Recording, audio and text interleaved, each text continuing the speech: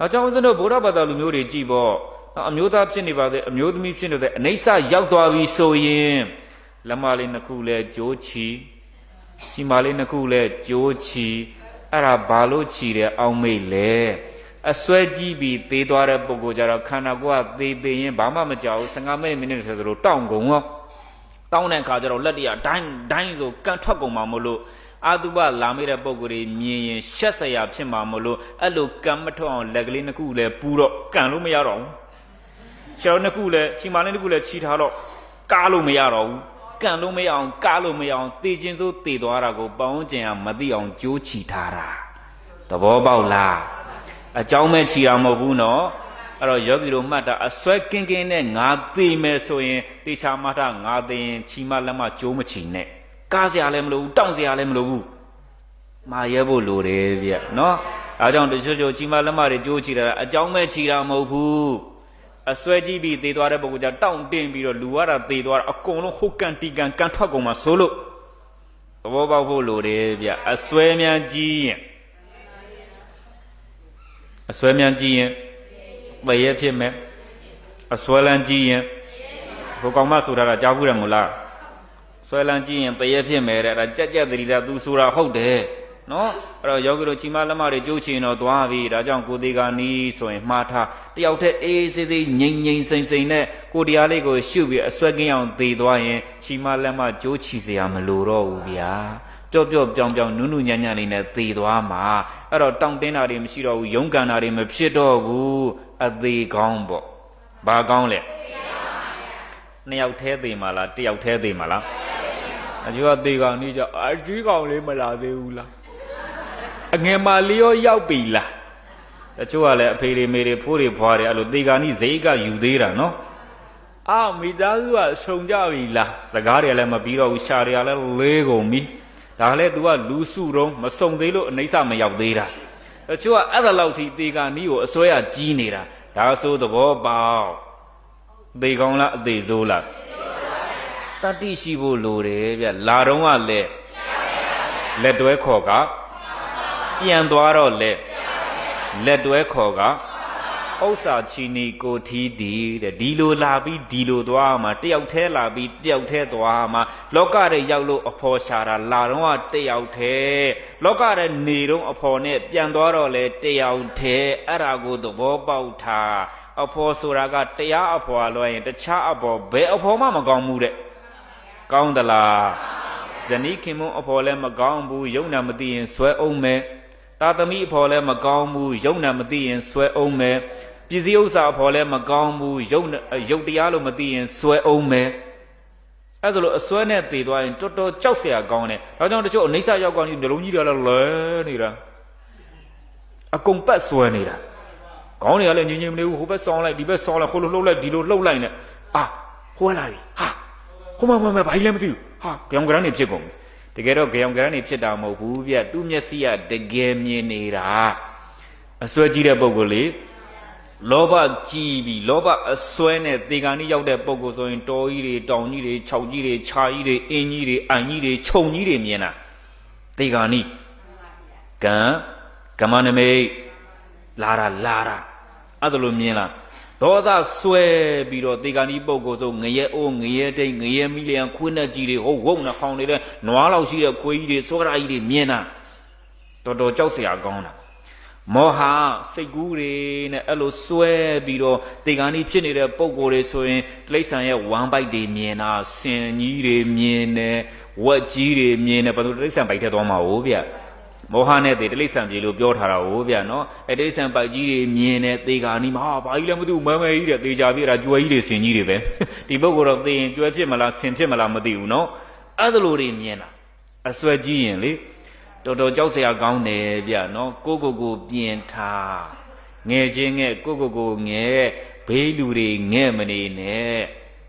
တဲ့50ကျော်60ကျော်ဆိုရင်ကိုယ့်အတွက်ပြင်သင့်ပြီသူများတဲ့ပြင်ရမလားကိုယ့်တဲ့ပြင်ရမလားယောဂီတို့မရှိလဲကြံတဲ့ပုံကိုယ်လေးတွေကဖြစ်သွားတာပဲသူ့ဟာနဲ့သူဖြစ်သွားတာပဲဦးဇင်းတို့ဆရာဘုန်းကြီးကပြောဘူးတယ်တို့ရမှာကွာတဲ့ငါးတစ်ပည့်လေးပါမောင်ကြီးဘူးတဲ့သားသမီးတော်နဲ့သူဇနီးနဲ့9ယောက်ရှိတယ်တဲ့ တောင်သူလိုရင်းနဲ့အစင်မပြေနဲ့နွားနှစ်ကောင်လုံးရောင်းရင်လည်းလှုပ်စားလို့အစင်မပြေတော့တကောင်ဖက်ရောင်းရတာပေါ့တဲ့ဟဲ့ညီဘူးနေနွားတစ်ကောင်ရလဲတော့နွားတစ်ကောင်နဲ့ဘယ်လိုလုပ်ထဲထုံးမလဲဘယ်လိုလုပ်ထုံလုပ်မလဲဆိုတော့ညီဘူးတဲ့ဘာပဲလုပ်ညီဘူးရောက်ကတော့ဖြစ်သွားလိမ့်မယ်တဲ့မဲ तू ကညီဘူးရောက်ဖြစ်သွားလိမ့်မယ်ပြောတယ်အဲ့တော့သူများတွေကနွားနှစ်ကောင်နဲ့ထဲထုံးတော့ तू ကနွားတစ်ကောင်နဲ့ပြန်မြင်းလို့ဒီလိုနှစ်ခုလောက်တာတဲ့နော်အမေနှစ်ခုလောက်ပြီးကြားထဲမှာထဲလေးချိုင်းနွားတစ်ကောင်နဲ့ထဲထုံးမင်းတို့ငါပြောတယ်မူလားကွာတဲ့ညီဘူးရောက်ဖြစ်သွားလိမ့်မယ်တဲ့အဲ့တော့ယောဂီတို့လည်းမှတ်တာကိုမရှိလဲညီဘူးရောက်တော့ဖြစ်သွားမှာနော်ကျန်တဲ့လူတွေကကိုယ့်ပါဇက်ကဘယ်သူမှပိတ်မထားဘူး तू က तू လောက်ကင်စားတော့ရှာဖွေမှာပဲလေပူစရာများလို့သေးလားညီဘူးရောက်ဖြစ်သွားလိမ့်မယ်နော်နွားတစ်ကောင်နဲ့လည်းရအောင်ထဲထိုးတာတဲ့ထွန်ပြီးဆိုရင်နွားနှစ်ကောင်တော့ထွန်သွား9ချောင်းနဲ့ထွန်တာတဲ့နွားတစ်ကောင်နဲ့ကြာ4ချောင်းနဲ့ထွန်တာတဲ့ဗျာအဲ့လိုလေးတဘိုးလေးနှစ်ခွလှုပ်ပြီးတော့ဒီလိုလေးထွန်တာတဲ့အဲ့တော့ညီဘူးရောက်မဖြစ်ဘူးလားဖြစ်လားနှစ်ကောင်မရှိလဲတကောင်နဲ့တို့ကဖြစ်အောင်လုပ်တတ်တယ်ကွာတဲ့ညီဘူးရောက်ဖြစ်သွားတာပဲအဲ့တော့တချို့ကလည်းအဖေရှိမှအမေရှိမှမိသားစုဆုံးမှလည်းအဖေမရှိလဲဖြစ်သွားတာပဲညီဘူးရောက်အမေမရှိလဲဖြစ်သွားတာပဲညီဘူးရောက်လေသူ့အလေးနဲ့သူဖြစ်သွားတာပဲလေအစင်ပြေအောင်လေရင်မပြေနိုင်ဘူးလားကိုကအစင်ပြေမှမဟုတ်ပါဘူးဆိုတဲ့စကားယူသုံးလို့ဘယ်တော့မှကိုအစင်မပြေတာပဲအစင်ပြေအောင်လို့ရင်ပြေတယ်လေယောဂီတို့စကားအသုံးတော့လည်းသိလို့တယ်စကားနောက်တရားပါဆိုတာသိမှန်တယ်နော်ငါတို့လှုပ်လို့အစင်မပြေပါဘူးကွာဆိုဘယ်တော့မှကိုမလှုပ်တော့ဘူး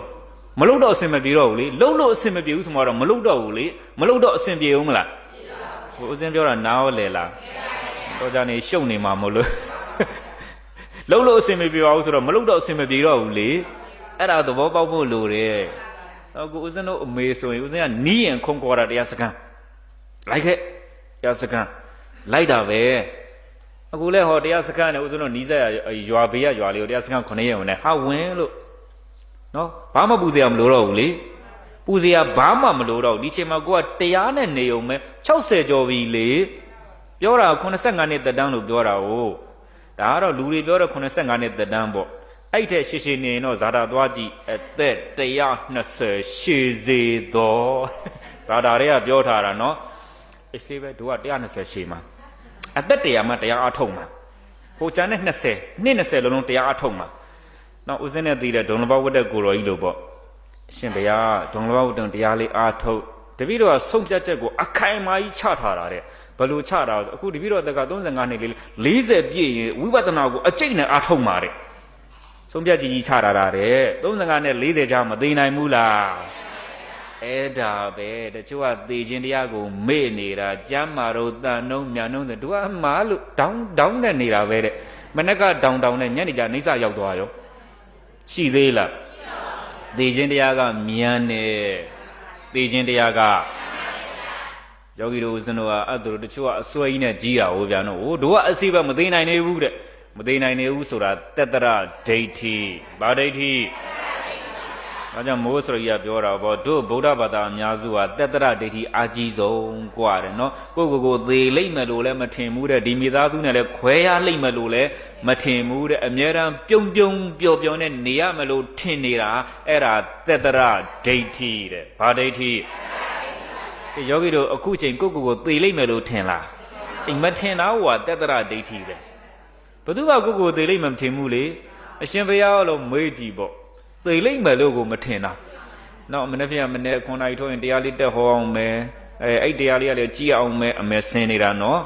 အဲ့တော့မိုးစရော်ရတော့အကုန်သင်ပေးတယ်နော်အဲ့တော့တို့မနေ့ကမှတွေးကြမယ်ဟေးဆိုရင်မနေ့ကမှတွေးကြမယ်ဟေးလို့မသုံးနဲ့တဲ့မနေ့ကတို့အကြောင်းညီရင်တွေးကြမယ်အကြောင်းညီရင်အကြောင်းကုန်ရင်တော့မတွေးတော့ဘူးအကြောင်းကုန်ရင်တော့စရော်ရတတရတတိဖြုံနည်းကိုအဲ့ဒါလောက်ထိသင်ပေးထားတာဗျာအကြောင်းညီရင်ဘာလုပ်ကြမလဲတို့ယောဂီတို့ဦးဇင်းတို့တွေမနေ့ပြန်အကြောင်းညီရင်ထပ်တွေ့မယ်ပေါ့တရားတွေဟောကြားနာကြမယ်အကြောင်းမညီရင်တော့ပြောလို့မရဘူးနော်ခန္ဓာကတခြားဘက်သွားနေတာလားအသေးဘက်သွားနေတာလားအသေးဘက်သွားနေတာတော်တော်ကြောက်စရာကောင်းတယ်ဒါကြောင့်ဦးဇင်းသာသီမှာတရားစခန်း9ညကိုသေခြင်းတရားကို9ညဟောတာသေခြင်းတရားတွေကြီးဟောပြတယ်နော်လူတွေကမေ့လွယ်လွန်းလို့အပမာဒနဲ့နေတဲ့ပုဂ္ဂိုလ်ကခံနေနေပမာဒနဲ့နေတဲ့ပုဂ္ဂိုလ်ကခံများယောဂီတို့ဥစဉ်တို့ဆိုတာမေ့စရာတွေကအများကြီးမရှိဘူးလားရှိလား တခုခုလေးအာယုံထဲမှာပေါ်လာရင်တရားမေ့သွားတာဗျတရားမေ့သွားတာနော်အကြောင်းအရာလေးတခုစဉ်းစားလိုက်ပြီဆိုရင်တရားကမေ့သွားတာအဲကြောင့်ယောဂီတို့ဦးဇင်းတို့ရဲ့ယောဂီတို့ဆိုအိမ်မှာပေါ့ဗျာသစ်ပင်နာမဆိုင်တာမေ့ပင်နေအများကြီးဗျအိမ်ရှိထွက်ကြည့်လိုက်တဲ့မေ့ပင်ကြီးအပကိုင်ခတ်တွေဝေးစီးလို့အိမ်နောက်ဖက်သွားလိုက်တော့မေ့ပင်ကြီးမိဖို့တဲ့သွားတော့လဲမေ့ပင်ကြီးအဲ့ရတဲ့ရောက်တော့လဲမေ့ပင်ကြီးမေ့ပင်ကြီးတွေအိမ်ထဲမှာအကုန်အပြည့်စိုက်ထားတော့တရားကိုသတိရမှုကတော်တော်အားနည်းနေတယ်တော်တော်အားနည်းနေတယ်တချို့ဒကမာကြီးဆိုဘုရားရှိတော်ဆွမ်းတော်တွေအောက်ကဟေးဘာတော့ငါဘုရားဆွမ်းတော်တင်နေတာဆွမ်းတော်တင်နေတာသိတယ်လေအဲ့ဒါထပြောเสียလားကိုယ့်ကိုအစာဆုံးပြီးအောင်ဆိုလိုက်လေမင်းပြကြပါပြောမယ်နော်တခါပြန်လို့အောက်ကကြာရှေ့ဘက်ရဟေးဘသူဆိုဟေးဘာတော့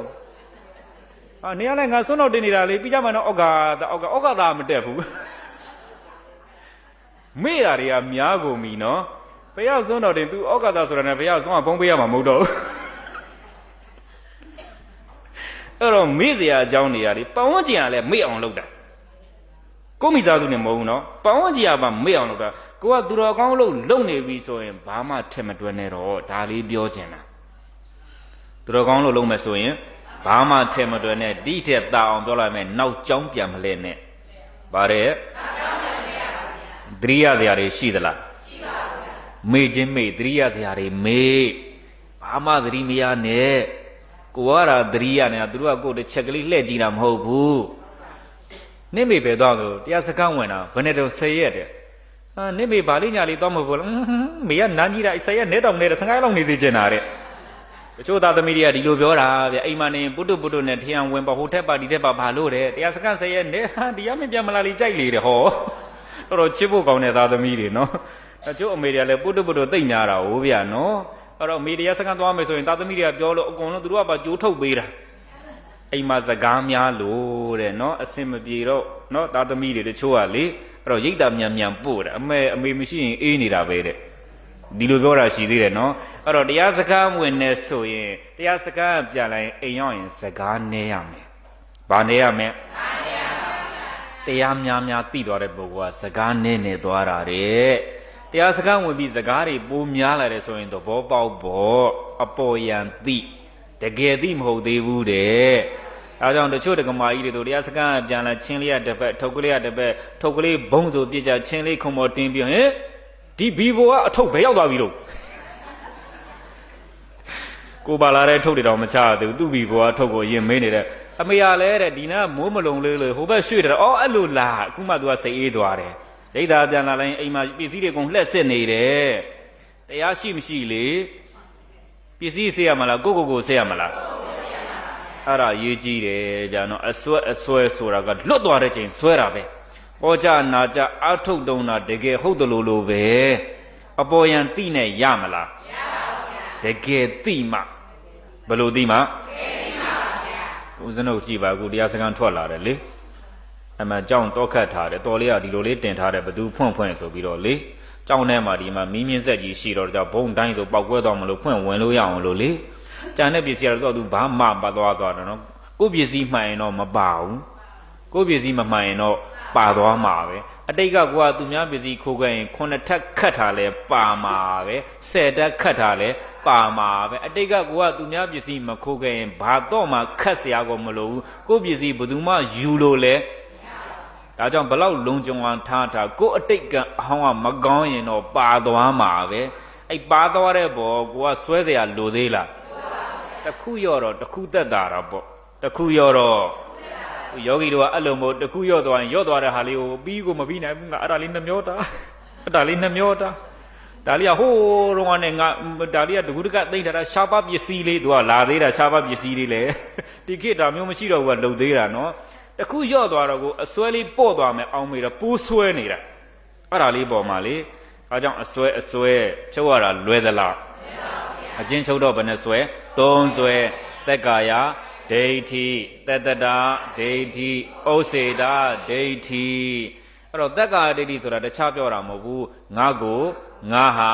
ငါဥစ္စာငါသားငါသမီးငါပစ္စည်းဒီလိုယူလဲယူတယ်ပြောလဲပြောတယ်ဆိုရင်ဗာဒိဋ္ဌိသက်ကာယဒိဋ္ဌိတေချာမှတ်နော်ယူလဲယူတယ် ပြောလဲပြောတယ်ဆိုရင်ဗာဒိဋ္ဌိတက္ကာယဒိဋ္ဌိအဲကြောင့်စရောကြီးကပြောတယ်လေပြောတော့ပြောပါမယူပါနဲ့တဲ့သုံးတော့သုံးပါမစွဲပါနဲ့တဲ့ပြောတော့ပြောပါမယူပါနဲ့သုံးတော့သုံးပါပြောရမှာပေါ့ဗျယောဂီတို့ခေါ်ပေါ့နော်ငါသားငါသမီးပြောလေဒါမဲ့သားလားယုံနံလားသမီးလားယုံနံလားဇနီးလားယုံနံလားခင်မွန်းလားယုံနံလားလို့ဆိုရင်အဲ့ပေါ်မှာအစွဲယူเสียလိုသေးလားအဲ့ဒါကိုပြောတာပြောတော့ပြောပါမယူနဲ့ခုယောဂီတို့ပစ္စည်းတွေမရှိဘူးလားရှိလားအဲ့ဒီပစ္စည်းတွေကိုသုံးတော့သုံးပါမစွဲနဲ့ဒီလိုဆိုရင်အစွဲလွတ်တာပေါ့ဘာလွတ်လဲအခုကြပုရုဇဉ်အများစုကဘလို့ဖြစ်လဲပြောလဲပြောတယ်ယူလဲယူတယ်သုံးလဲသုံးတယ်စွဲလဲစွဲတယ်ဒါဆိုရင်ဗာဒိဋ္ဌိတက္ကာယဒိဋ္ဌိညှိနေပြီပြောလဲပြောတယ်ယူလဲယူတယ်လေလူသားတော့ငါသားသူသမီးတို့ငါသမီးနင့်ဟုတ်လို့လားဟုတ်တယ်ငါသူနဲ့ရလို့မွေးထားတာဟောလို့ရောသူကအမျိုးတွေတောင်ဆက်ပြနေတာဘလောက်ယူလဲဆိုရင်လေဘသူသားတော့ငါသားဘသူသမီးတို့ငါသမီးပြောလဲပြောတယ်ယူလဲယူတယ်ဒါဆိုရင်ဗာဒိဋ္ဌိတက္ကာဒိဋ္ဌိတချို့ပစ္စည်းတွေအိမ်မှာအကုန်ရှိတယ်လေဝတ်ထည်တွေရောဘီယိုတွေရောလဲဆွဲကြိုးတွေရောနဂတ်တွေရောအကုန်ရှိတယ်လေပစ္စည်းတွေလေသုံးလဲဘသူပစ္စည်းတို့ငါပစ္စည်းသူနဂတ်လဲငါနဂတ်မနီးရမလှုပ်လာတာတွေ့လား2 သိန်းခွဲတောင်ပေးရတာတချို့ကဒီလိုပြောတာဟုတ်ဗျာနော်အဲ့တော့သုံးလဲဆွဲလဲဆွဲတယ်ဒါဆိုရင်ဗာဒိဋ္ဌိတက္ကာယဒိဋ္ဌိအမေတချို့ကပြတယ်လက်ကောက်ကလေးဟာလှလိုက်တော့အမေဒါဝိတ်ဆင်ရအမေတော့ဆိုင်နာမတောင်ထုတ်ကြွတာသူအကောင်ဆုံးဆိုင်လို့ပြောချင်တာဟုတ်ဗျာနော်ကြည့်ပါလားအမေထက်အောက်ဆိုလိုက်ချွလင်းချလောင်းနဲ့သုံးလဲဆွဲလဲဆွဲတယ်ဒါဆိုရင်ဗာဒိဋ္ဌိတက္ကာယဒိဋ္ဌိညှိတာမသိတော့ညှိတာပေါ့မသိတော့ကဲမသိတာတခြားလားဝိဇ္ဇာလားတက္ကာဒိဋ္ဌိကအကြောင်းမဲ့ဖြစ်တာမဟုတ်ဘူးဗျအမှန်မသိလို့ဖြစ်တာဘာမသိလို့အဲ့တော့သဘောပေါက်ဖို့လိုတယ်နော်ခုယောဂီတို့ကြောင့်ဘလို့နဲ့ပြောလဲပြောတယ်ယူလဲယူတယ်သုံးလဲဆွဲတယ်ဒီလိုသစ္စာဓမ္မများမနာကြားလို့တော့အဲ့ဒီထဲယောဂောတောကောနဲ့ပါသွားမှာပဲ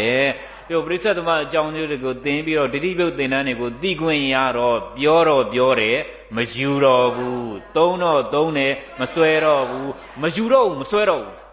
ပြောတော့ပြောနေမယ်သုံးတော့သုံးနေမယ်အဲ့ဒီပုံမှာအယူလဲမရှိတော့ဘူးအစွဲလဲမရှိတော့ဘူးဘလောက်စိတ်ချမ်းသာလဲနေရထိုင်ရတာလွတ်နေတာပဲလေအဲ့တော့ကိုသားသမီးလေးလေယုံနံလို့သိနေပြီလေကိုမိသားစုယုံနံလို့သိနေပြီလေကိုမိသားစုကဘသူအနိစ္စရောက်သွားငါသားသေးတာမဟုတ်ဘူးယုံနံချုပ်သွားတာငါသမီးသေးတာမဟုတ်ဘူးယုံနံချုပ်သွားတာငါခင်မွန်းသေးတာမဟုတ်ဘူးယုံနံချုပ်သွားတာငါဇနီးသေးတာမဟုတ်ဘူးယုံနံချုပ်သွားတာငါမြီးလေးသေးတာမဟုတ်ဘူးယုံနံချုပ်သွားတာပြောတော့ပြောတယ်အယူမရှိတော့ဘူးအယူမရှိတော့အစွဲကင်းတာပေါ့အယူမရှိတော့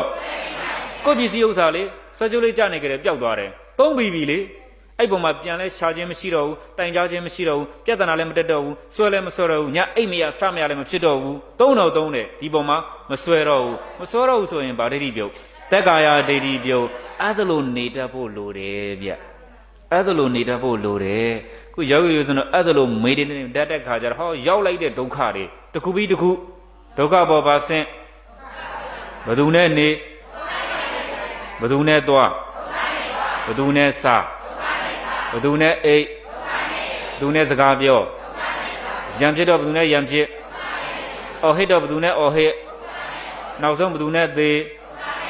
အတိမရှိရင်အဲ့တိုင်သွားမှာပဲအတိမရှိရင်အဲ့တိုင်သွားမှာ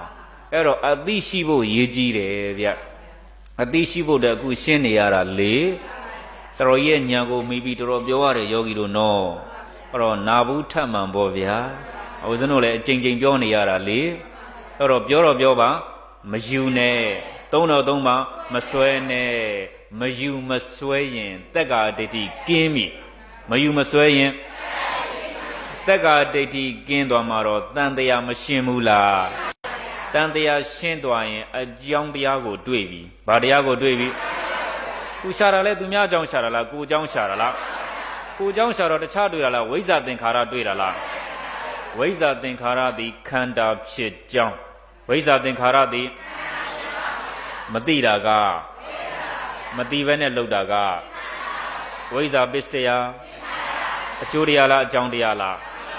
အကြောင်းတရားဆိုတော့ဘာသစ္စာသမုဒယသစ္စာကဲသမုဒယသစ္စာလို့ရင်ဘာသစ္စာရောက်မလဲ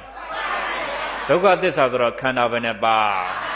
အားကြောင့်မို့ဆိုရပြောတာပေါ့အာယရဏကိုချုပ်လိုက်တော့ယုံနံခန္ဓာရတယ်တဲ့ဘာပဲရတယ်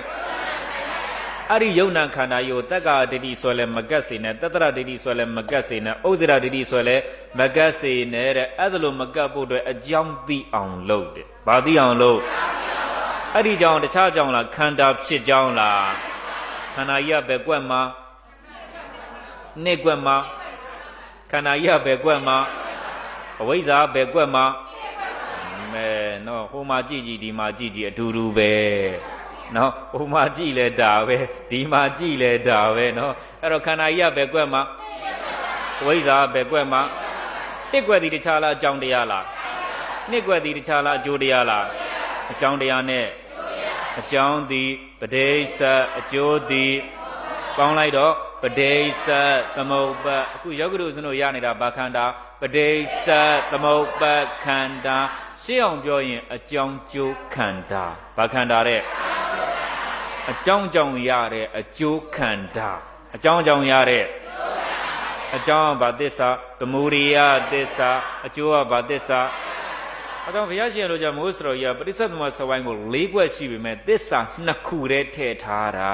ပုရုဇဉ်တဘာဝကသစ္စာ၂ခုပဲကြိုက်တာတဲ့မေဃသစ္စာနဲ့နိရောဓသစ္စာဆိုရင်သွားတဲ့ဘဝမှာမတွေ့ဘူးတော့ကျင့်လဲမကျင့်ကျင်ဘူးချုပ်လဲမချုပ်ချင်ဘူးတဲ့ကျင့်မှာကမေဃသစ္စာချုပ်မှာကနိရောဓသစ္စာအဲကြောင့်ပုရုဇဉ်တဘာဝကမေဃနဲ့နိရောဓတို့တခါမှတွေ့ဘူးတာမဟုတ်ဘူးတဲ့ကျင့်လဲမကျင့်ကျင်ဘူးတဲ့ချုပ်လဲမချုပ်ချင်ဘူးတဲ့တို့ကသစ္စာ၂ခုပဲကြိုက်တယ်သမုဒိယနဲ့ဒုက္ခအဲကြောင့်စရောကြီးကကြည့်ပေါ့2နဲ့3နဲ့ဗာသစ္စာသမုဒိယသစ္စာ1နဲ့3ကဗာသစ္စာသမုဒိယသစ္စာ2နဲ့4ကဒုက္ခသစ္စာစဝိုင်းကွက်ဘယ်နှကွက်သစ္စာဘယ်နှခုထဲ2ခုထဲပုရုဇဉ်ကဒီလိုလဲတာကွဆိုတာပြကြလို့စရောကြီးကပရိစ္ဆေသမ4ကွက်ရှိပေမဲ့သစ္စာ2ခုထဲထည့်ထားတာယောဂီတို့စနုကလည်းဘဝဆက်သက်တန္တရာဆက်သက်32ပုံထဲမှာသစ္စာ2ခုနဲ့လဲခဲ့တာလေ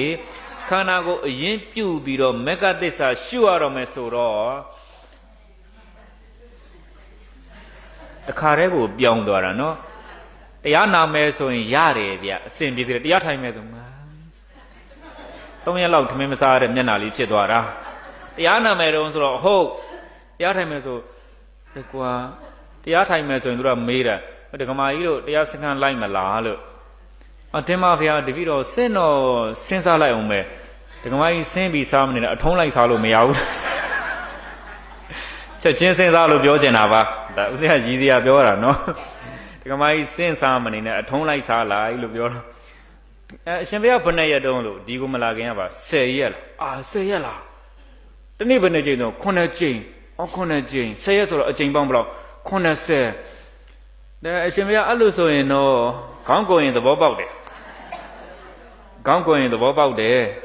နော်အုံနောက်ကမရင်တန်သေးဘူးလေဘာလို့အသက်ကငယ်သေးတာကို90ကျော်ဆိုတော့အဲ့တော့တရားစခန်းခေါ်ရတာလွယ်သလားမလွယ်တော့ဥစဉ်ကလည်းဒီယိုကြီးထားခဲ့လိုက်တာပဲကဲဘလို့နေကြဆိုတော့ဥစဉ်ကစေတနာနဲ့ပါကိုဒေါ်တွေလည်းခေါ်တယ်ကိုဦးလေးတွေလည်းခေါ်တယ်အဲ့တော့ဦးလေးတယောက်ခေါ်ကြည့်လိုက်တယ်တရားစခန်းလိုက်မလားလို့ရှင်မရတပည့်တော့လှုပ်ချင်တယ်ဖေရစကားကိုကမပြတ်သားတာလေခမရဘာဖြစ်လို့လဲတပည့်တော့အစာအိမ်ရှိလို့ပါဖေရတယ်ဩအဲ့လိုလားကျုပ်လည်းအစာအိမ်ရှိတယ်ဗျာလို့အရှင်မရဘယ်တော့ဖြစ်နေအောင်လို့တကားကြီးကလည်းအစာအိမ်ရှိလို့အစာထဲလို့ရတာဘောလို့အစာအိမ်မရှိရင်စာထဲလို့ရမလားယူမှာယူရှင်မရဘယ်တော့ဖြစ်တာတော့ ਨੇ तू ကမေးနေဒီကလည်းပြောလိုက်တယ်တကားကြီးကလည်းအစာအိမ်ရှိလို့အစာထဲလို့ရတာဘောလို့အစာအိမ်မရှိရင်စားသမျှပြစ်မဲ့ကြီးကြကုန်မှာဘောလို့အရှင်ဘုရားတပည့်တော်အကောင်းပြောတာမဟုတ်ဒါအကောင်းပြောနေတာလို့ယောဂီတို့မှာအစာအိမ်မရှိဘူးလားစားသမျှပဲထဲရောက်ဘိုက်ကနေအပြင်းမဲ့ထွက်ကြတာလားအစာအိမ်နဲ့ရောက်တာလားအဲကြောင့်အစာအိမ်ရှိတယ်လို့တော့မပြောနဲ့လူတိုင်းမှာအစာအိမ်ရှိတယ်မရှိဘူးလားရှိလား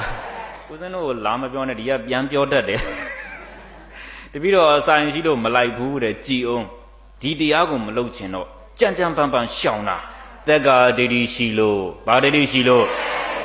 တက်ကာတတိယငါမနှုတ်လိုက်ပါဘူးငါဒီတရားစခန်း10ရက်ကြီးမဝင်နိုင်ပါဘူးငါတရားစခန်း9ရက်ကြီးမလုံနိုင်ပါဘူး9ရက်ကြီးမလုံနိုင်ပါဘူးနာလိုက်အားထုတ်လိုက်ပြီးကြကိုယ်အိမ်လိုလည်းမဟုတ်ဘူးငါစားနိုင်မှာမဟုတ်ဘူးသူတို့ချက်ကြွတာစားမှာငါအိမ်ဆိုတာကငါမှ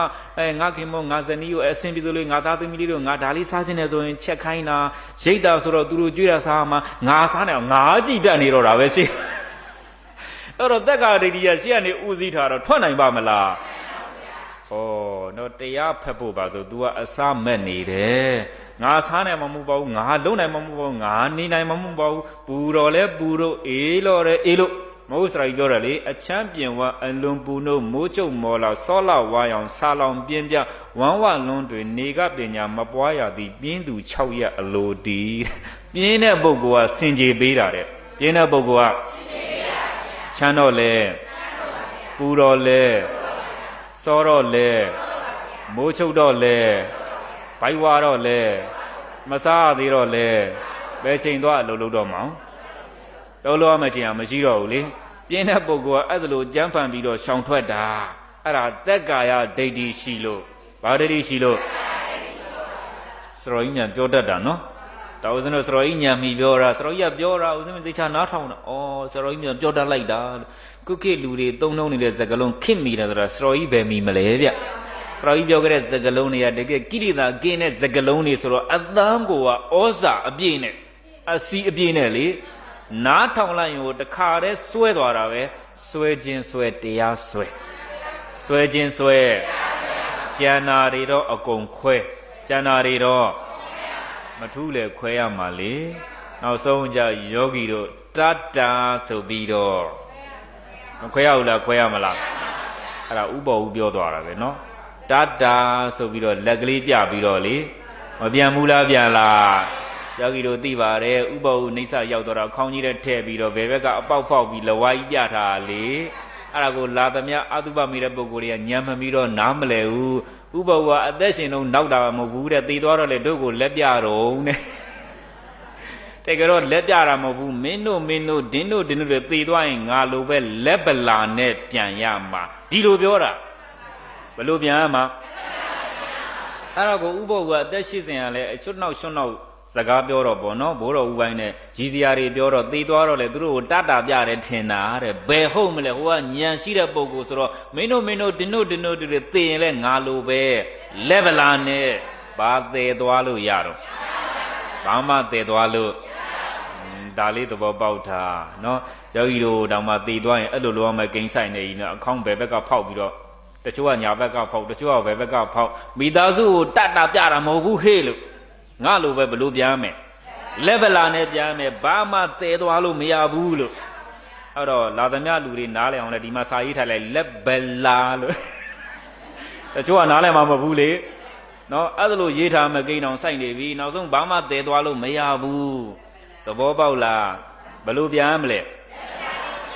လက်ပလာနဲ့ပြန်မယ်ကဲဒီလိုဆိုအစွဲလေးဖြုတ်လိုက်မယ်နော်အချင်းရှိကလုံးလိုက်စိုက်ကြအောင်ဆိုနော်တက်တာနောက်ကြလို့နည်းနည်းလေးစွန့်ပြီးပြောနေတာနော်ကိုယောဂီနဲ့ကိုဆိုတော့အဆင်ပြေပါတယ်မပြေဘူးလားပြေလားတရားနဲ့တွေ့တာဘာနဲ့တွေ့တာကြီးနေတာပဲစိတ်ပေါ့နော်ဒီမှာဒကမာကြီးတွေကြီးတယ်စိတ်ကြီးနေဒကာကြီးတွေကြီးလဲစိတ်ကြီးနေတာနော်ဒကမာကြီးကအများကြီးဒကာကြီးတွေကမနေကြည့်ရတာ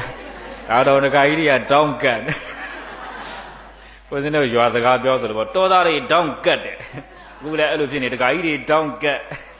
ဟောတော့နဲတာဟိုဗျာနော်အဲတော့နတ်ပြည်သွားတော့လေနောက်သမီးတွေကြည်ပဲထောင်ထဲသွားကြည့်တော့လေဒကာကြီးတွေကြည်ပဲ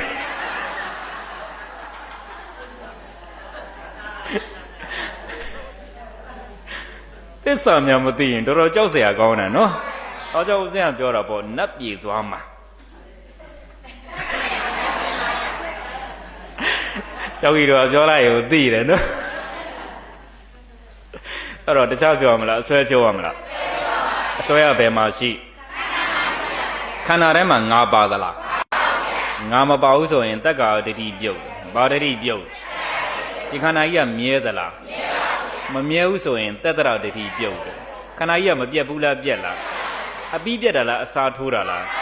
အစားထိုးတယ်ဆိုရင်ဥစ္စေတာဒိဋ္ဌိပြုတ်တယ်ကဲဒိဋ္ဌိပြုတ်ရင်ခန္ဓာကိုရှုလို့မရဘူးလားဘယ်သူနဲ့ရှုမယ်ခန္ဓာမြဲသလားဖြစ်ပြီးတော့ဘာသစ္စာရှုတဲ့ဉာဏ်ကခန္ဓာပေါ်ဘာအလင်းရောက်ခန္ဓာပေါ်ဉာဏ်အလင်းရောက်ရင်အဝိဇ္ဇာအမှောင်ရှိအောင်မလားဝိဇ္ဇာမမမရှိရင် तू ခိုင်းမှလိုရတဲ့သင်္ခါရရောရှိအောင်မလားဘယ်သူနဲ့ကြည့်တယ်ဘယ်ပေါ်မှာကြည့်တယ်ခန္ဓာမြဲသလားဖြစ်ပြီးတော့ဘာသစ္စာရှုတဲ့ဉာဏ်ကသေတာကနောင်ခန္ဓာမလာတာကသစ္စာဘယ်နဲ့ချက်ဆိုင်ဒါဘသူရဲ့ကြိုက်ဘသူရဲ့လမ်းစဉ်ဘသူရဲ့အစုံမဘုရားရဲ့ကြိုက်ဘုရားရဲ့လမ်းစဉ်ဘုရားရဲ့အစုံမရင်တဲလဲကင်းရောလိုချင်တဲ့နိဗ္ဗာန်မရဘူးလားယောဂီပေါင်းသူတော်ကောင်းတို့လည်းလိုချင်တဲ့နိဗ္ဗာန်ရောက်နိုင်အောင်ဒိဋ္ဌိစွဲတွေကိုဝိပဿနာဉာဏ်ဖြင့်ဖြုတ်ကြပါလို့တိုက်တွန်းရင်အချိန်စေ့လို့တော်ကြအောင်စို့သာဓုသာဓုသာဓု